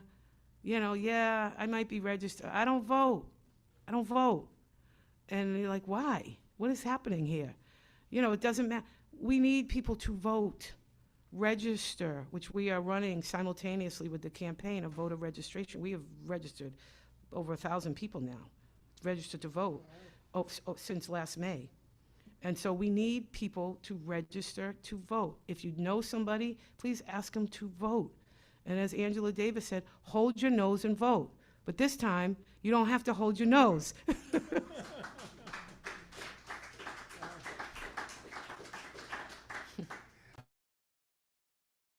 Andrea, I am wearing a hat Boycott, divest, sanction. that says BDS embroidered in the colors of the Palestinian flag. Yes. And that's my issue around Maura Healey, which is that she is fostering this collaboration with an Israeli company. Sheba. It's called Sheba Ark. And I urge you all to find out about it and vote for Andrea, hopefully for that. We should same absolutely not be spending and encouraging this is about the state of Israel. This is about the state of Israel and the leadership of the state of Israel and the atrocities and the genocide that they have carried out against the Palestinian people. That's what this is about. And that we should not in any way be complicit in that. And when you take our taxpayer dollars and you welcome in any company from the state of Israel, who also Shiva, the people who own Shiva, that are pushing an AI medical approach, have been funders of the genocidal practices of the state of Israel. And under no circumstances should we award that in any way, reward that in any way. And so it is genocide. We need to call it what it is. We now are entered into another war with Iran. We should not be at war. And these are just diabolical. It's just diabolical. That's something that I just cannot. I'm fighting for things, but for that I'm fighting against her. I'm fighting against her for these reasons, as I want people to focus on what we're fighting for, because we can accomplish these things. We can get what we're fighting for, but we cannot be afraid of what they're calling splitting the vote. Well, it's not going to be a split the vote. Vote for the people campaign. Just vote for the right campaign. This is why I'm not running as a party. Vote for the issues. If you've been working for 10 or 15 or 20 years on an issue that we all have stood side by side with, and now you're still going to vote to keep the Democratic Party afloat because it's the Democratic Party, you have to ask yourself, why are you continuing to hold something in place that is not healthy any longer for the Commonwealth of Massachusetts? And I will challenge people on that. It's not a question of splitting a vote, because we're going to get the same thing no matter if a Republican establishment or Maura Healey gets back into that seat. We are going to have the same thing, and it's only going to continue. We've got to turn the ship. And so split what vote? So what? Vote for me, and hopefully we will win as the people-led campaign, and we can start to do the work collectively, co-governance. People's assembly processes. This is part of movement ecology. This is how government should run. So, anyway. Yeah, we knew we'd hear a little bit of stump speech. Yeah. Sorry. Let's hear it for Andrea. Sorry. Two other issues that really bugged me. One I heard recently is Maura Healey trying to bring back nuclear power to Massachusetts. No, thank you, Maura Healey. And I was just down there. I was invited by Plymouth to see it for myself. Those tanks are so poorly protected from the nuclear power plant that closed. That would be a 60-mile radius of absolute death and destruction. Anybody can pull up to those, and we did. We did a video in front of the place to show people how poorly protected it is. Anybody with any diabolical, and I don't even want to say it, but it could it would wipe out a 60-mile radius, because the nuclear waste that they still have not figured out how to deal with. And let me tell you something, that is a nonsensical idea, because they don't even exist yet. You're talking about getting people to believe in something that doesn't exist, which is part of that administration's tactic of using language that describes things that aren't really real, that aren't really happening, but they'll make you feel comfortable with accepting what they're talking about. But that thing is crazy. Nuclear power is dangerous. We still have tanks right down in Plymouth that could wipe out a 60-mile radius right now should anything happen to the nuclear waste that's so poorly protected and contained in those tanks. So miss me with nuclear. I'm sorry. Dangerous, expensive, a terrorist dream. How about a drone that dropped something on a place like that? It's incredible. Omar, do we have anybody online that wants to join us? No? Okay. Did I see a hand up? Oh. Tim, thank you. Thank you, Andre. A few weeks ago, there was a protest organized by 50501 against the Supreme Court's gutting of the Voting Rights Act, held at the Embrace on the Commons. So I went down there just to see what was going on, and what struck me is that of about 200 people there to protest, the only person of color was a TV anchorman with a camera covering the event. And that went out to the Kites and Bikes Festival at Franklin Park. I should also mention there were no police there at all to be seen. It was peaceful, but even so. And I then went out to the Kites and Bikes Festival at Franklin Park. It was about, 3/4 minorities, half people of color, plenty of police. So it looks to me like I'll just ask you for your take on on those. Yeah, so communities that have been most suppressed and controlled, and what's happening with ICE, for instance, is something that we in the Black community and Black and brown communities across the Commonwealth, particularly in Boston, though, understand acutely the lack of. We've had an evisceration of due process rights for Black boys and men in my community since the so-called war on drugs, which we don't call that. We call it a chemical warfare against our communities. But one of the issues is that, again, why we're struggling to make sure that we begin the process of breaking up this caste system and doing fellowships and helping people to understand the importance of voting. Mass incarceration did a real job on the last 2 generations in our community.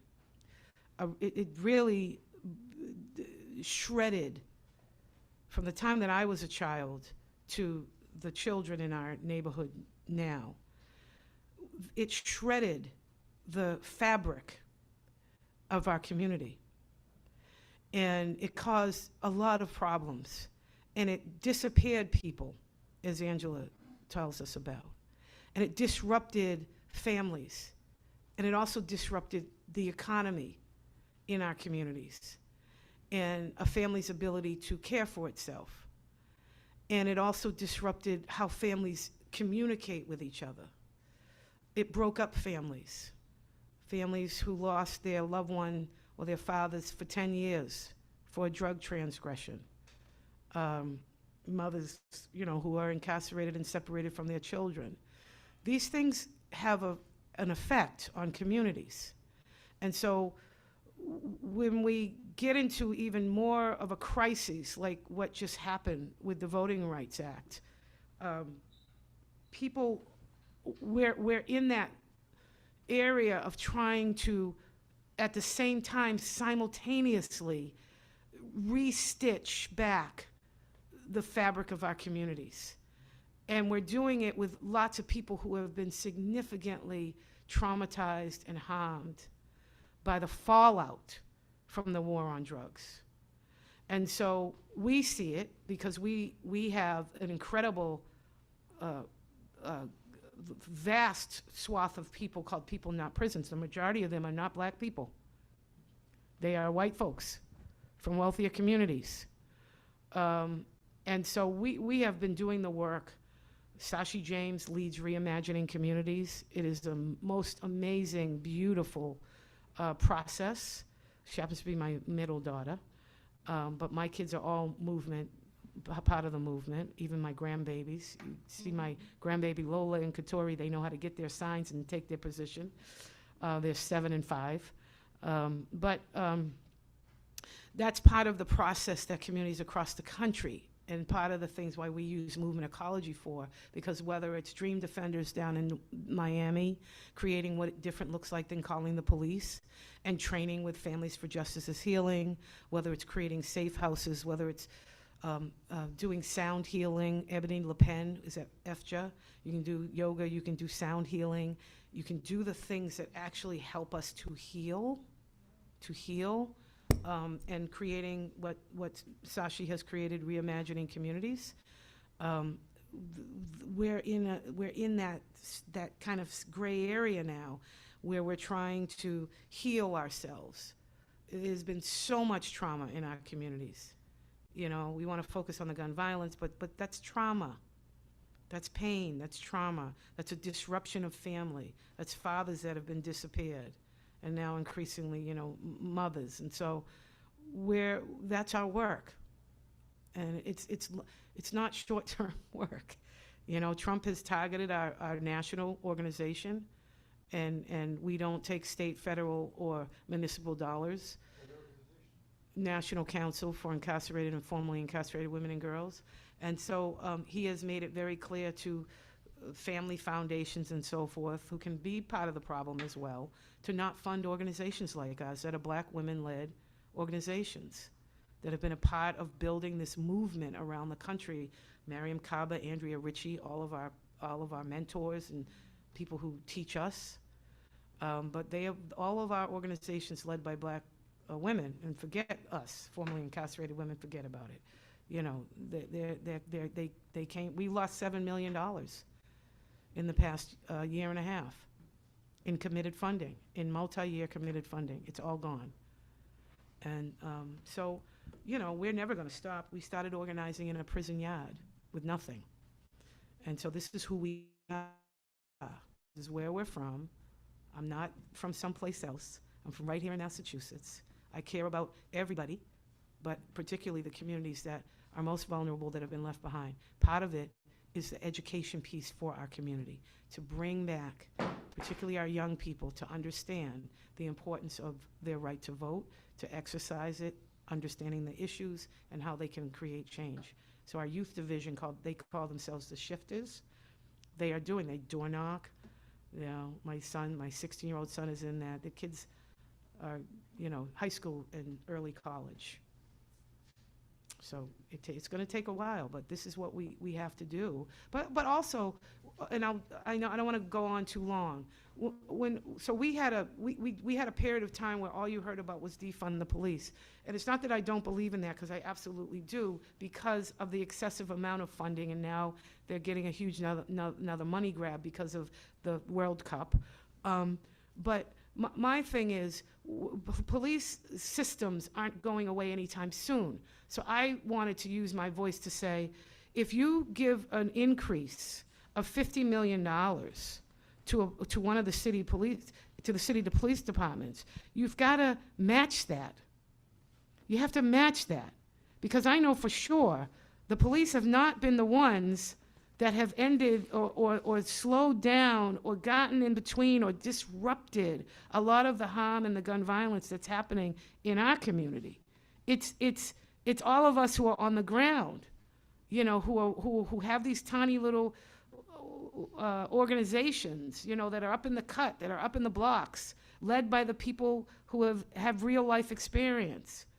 And so you can't continue to not fund us. If you want to, you know, you just can't continue to give, you know, police all the money. or prison, or prisons. People don't think we have prison privatization. We do, because all the companies that provide the supplies are privately owned. So we like, private prisons don't miss us, because all of our prisons are run under the Commonwealth of Massachusetts, which have egregious instance. They just got sued. And Mara Healy announced the lawsuit that the incarcerated men won at Susan Baranowski by saying, yeah, good, it's our goal to provide the best outcomes for incarcerated people. I mean, it's just absurd. That's what I mean about the shape-shifting of language, to make us think everything is okay and that we don't have to worry, and just keep putting her back in and everything's going to be all right. It's not going to be all right. So, did you have a question? No. Oh, hi. Oh, yes. Hi, Andrea. So, hi, and thank you for your support. You're of course, yeah. One of our volunteers across many things. Yes, volunteer and also co-chair of Boston's chapter of the Green Rainbow Party. Yes. Yes. So, thank you very much for your time today. My question is, as I've been out and about gathering signatures and, you know, engaging with the public, there have been a few people where, fair to say, they are not the people who we're here to represent, probably people who, fair to say, are living comfortably under the system that we're in, who, are not under the immediate, imminent risk of displacement due to no regulation on, rent control or anything. So there have been several people who have come up to me who have made a similar argument against rent control. And I want to see what you think of this argument and what your counter arguments to it may be.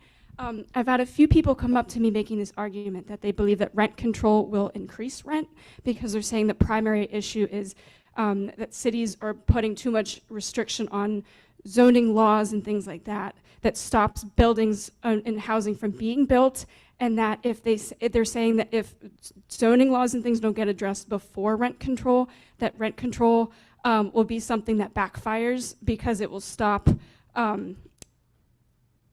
How do I put this? Like, their argument is there won't be as much incentive for investors to invest in, having more housing built, and that their argument is that it's going to lead to a housing shortage that's going to make there be less housing and b make it more expensive, and that they've made references to other cities that have implemented rent control, making this argument that you can see that it's backfired and stuff like that.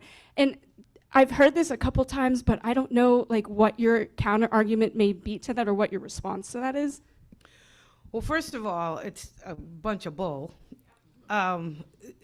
We're talking about two different issues here, two of the same, or two issues under the same umbrella, right?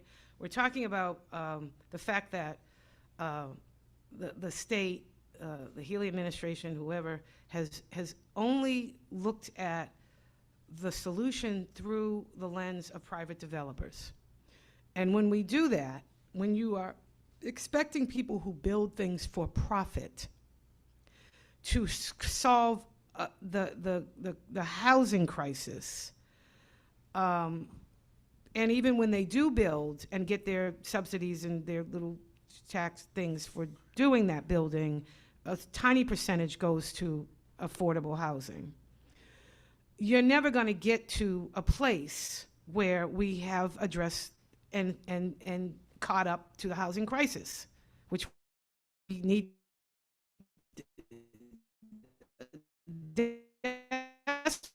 desperately, because housing is a human right. So that's one thing. And there's all kinds of other answers that we could. Rent control is one inroad. It's not the inroad. It is one inroad. When we have a crisis that is this, huge, we need, like Movement Ecology calls us to do, even within each of those issues, there are multiple inroads. It's like what we've taken with the incarceration problem. We didn't take one inroad. We took multiple inroads to address the problem and to end the incarceration of women and girls, right? Same has to happen with housing. There is no good argument against rent control. And what they're saying, I noticed now they have some PAC money commercial running, talking about it's going to raise rent. It's just a lie.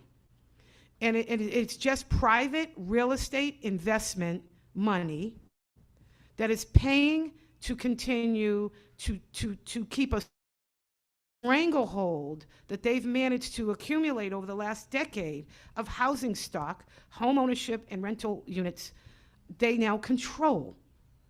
And so we have to build housing.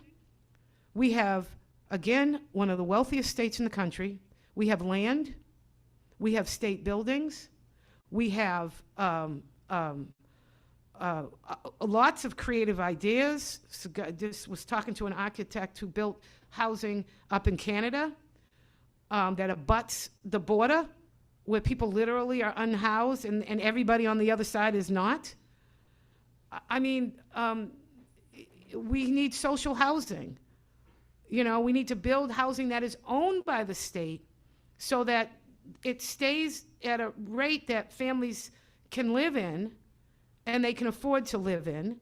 And if they afford or are able to, grow to the place where they can then afford housing, we need to protect, we need public banking. We don't talk about that. We need public banking in Massachusetts, right? So that we can provide mortgages that aren't extractive, that don't, interest rates that are not crazy. And the difference with that is that public banking, unlike private banking, which they go hand in hand, it doesn't eliminate private banking. All these people that almost brought the country to its knees during predatory lending, they all still exist, and they're wealthier than they ever were. And none of the homeowners were bailed out.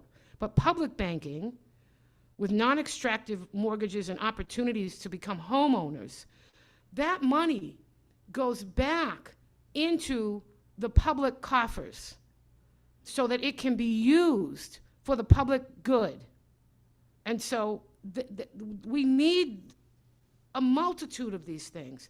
But what they're talking about about rent control, it's just not true. And you know what? Damn be all of us if we don't care about people not being able to afford rent. We don't. I talked to a developer the other day, and he was like, "Well, I'm all for it now, as long as we do it now." Okay, he's all for it as long as we cap it where it is now. You know, and the state can do so much more. That performative thing that she just came out with, talking about rush, everybody rush, because we're expanding the opportunity for you to get an opportunity to get a mortgage and to get support around the mortgage. Well, who cares? Because nobody can afford the cost of the housing. So how do we protect homeowners from foreclosure? How do we protect, renters and provide affordable housing units for them? All of these are a piece of addressing that issue. But I hope nobody believes what they're saying about rent control. It's just not true. And, it's usually people who don't feel the pain of being unhoused or looking at your children. We have formerly incarcerated women. We pay rent for people. We have apartments that we pay for. Not only for that, but to protect people from the evil that's running through the streets now. Because we have to. We don't know how we're going to do it, but we do it. Because formerly incarcerated women coming home can't get their children back from probate court unless they are housed. And if you have a boy and a girl, if you're gendered, if children who are gendered as boy and girl, you have to have a separate, now you're talking about 3 bedrooms. People just don't, we know women who have been unhoused sleeping in a dumpster in February to protect her children with cardboard boxes covering her body and her children in February. So I just don't have the patience anymore, which is why I'm running. Because, I got more years behind me than I do ahead of me. But I'll work on this, forever, because it's not right what's happening. We should be a shining example for the entire country to see about what we call what different looks like, what it means to be a commonwealth, not a corporate wealth. And we can do that. We can do it. It's just whether or not we have the political will and we're going to allocate resources to those priorities. Oh, yeah. Thank you, Andrea. Thank you, Dean. So great. Thank you. This is the time of the day when we start getting hungry and we start getting the aroma of Luis Guzman's luncheon cooking. Luis Guzman, who we're celebrating his 30 years with us at this church. And to all of you, thank you for being here. Fulani and Michael, it's always such a pleasure. Andrea, I want to call out my cousin from Costa Rica who's here, Becky Stam. It's lovely to have you with us and all of you. Let's transform this auditorium and gallery. Maybe we should end our program with another tribute to what's her name? La Cucha Paez. La Cucha Paez. Long live La Cucha Paez. Come by the church and see this lovely exhibition. It'll be here for almost a month by Juliet Cabral and many other artists who are on display here. Photographers, painters, sculptors. Okay, thank you. Let's call the meeting over and say we're collecting signatures for Andrea's place on